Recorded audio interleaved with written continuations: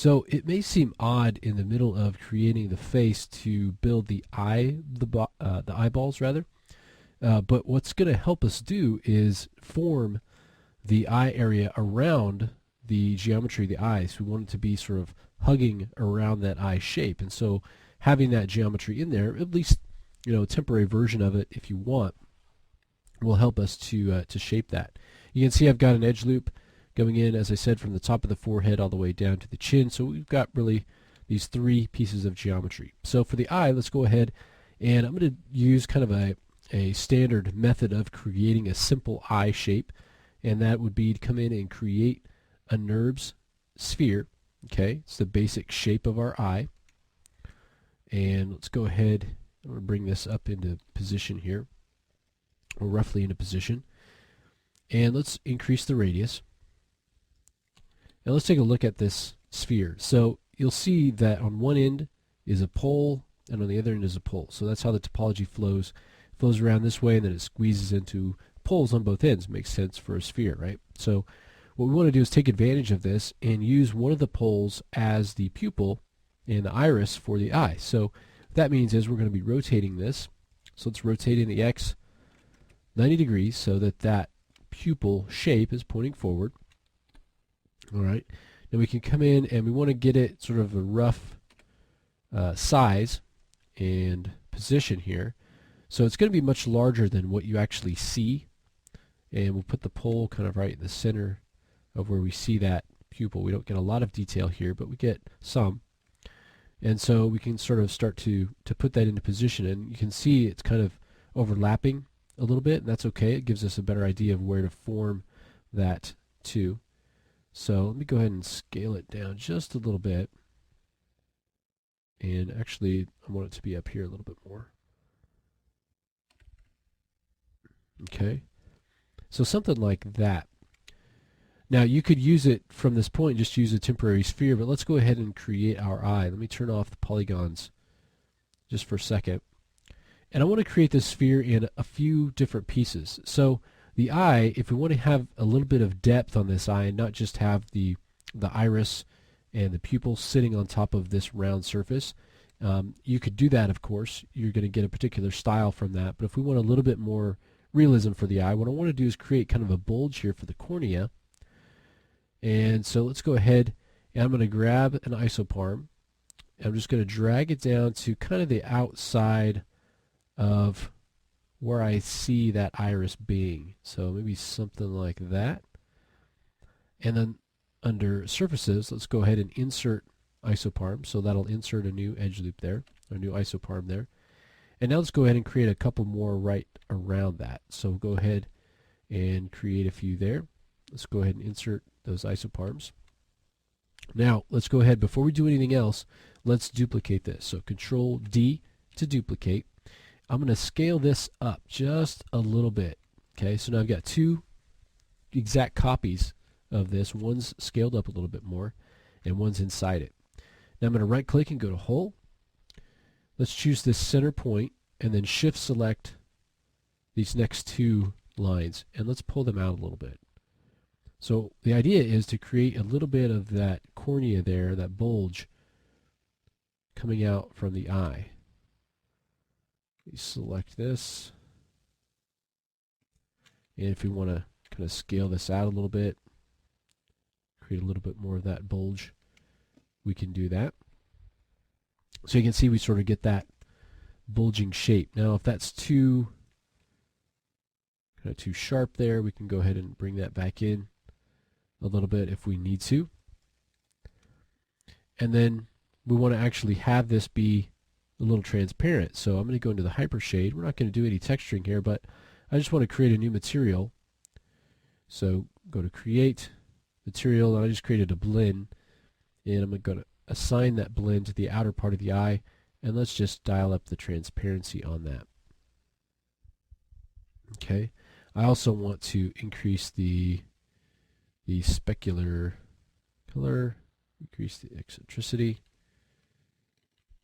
Okay, and then so we've got this outer eye shape here. All right, now we'll go ahead and I'm going to hide that, Control H.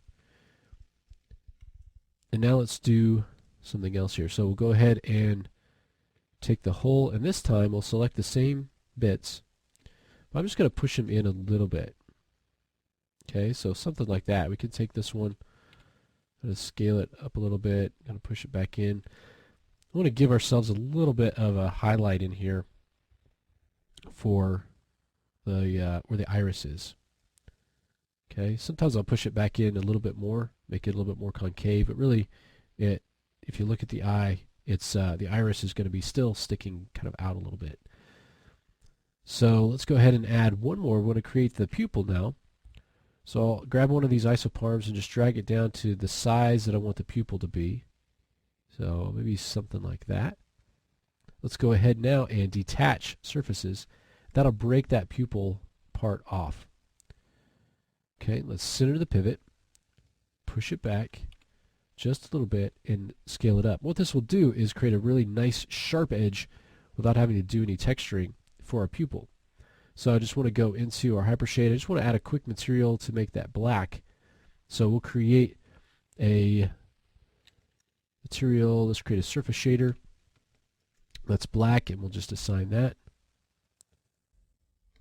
And that'll give us that pupil. Okay, we won't color the iris at this point, but you can if you want to. Sometimes I like to put a little bit of work into the eyes just so it kind of helps me fill the rest of the character out with the eyes in. But it's up to you. And let's go ahead and now display, we'll show last hidden, which would be that last part of the eye. And I just want to group everything together. So select all those pieces. We should have 3 pieces there. Let's group it together. And then we can center the pivot. That'll allow us to kind of move it around like the eyeball should. We'll go back and turn on polygons.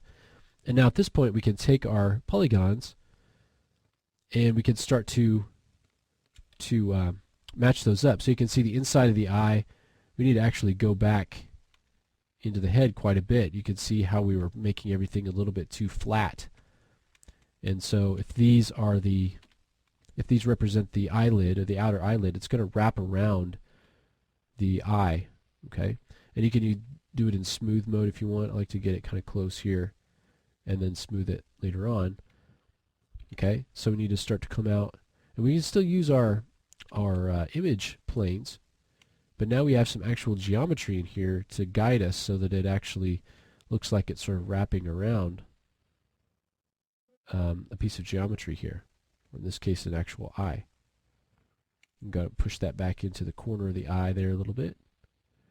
And just kind of make our way around the eye. But having this in there makes that process a lot easier than trying to kind of guess where the stuff should be. Okay, coming in here, we'll do the same thing. Kind of bringing that in and out.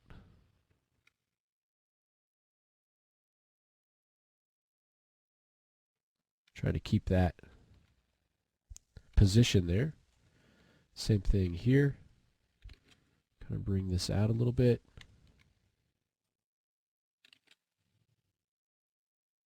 Bring this out a bit.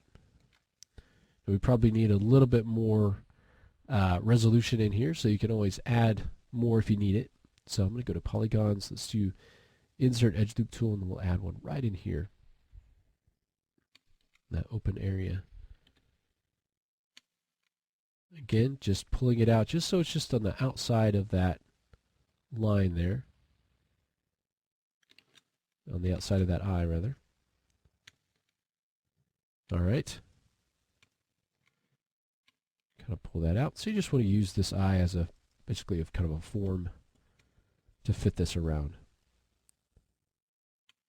Okay, and again, you can kind of smooth this if you want to hit 3 on your keyboard. You can see there's areas where it's kind of penetrating in a little bit. The shape will change once we start to add a little bit more detail to this area. But you just want to get it kind of close. And you can see we were fairly far off with what we had before. But having the actual eye geometry in there allows us to kind of match that up and get a bit closer to what we want. All right.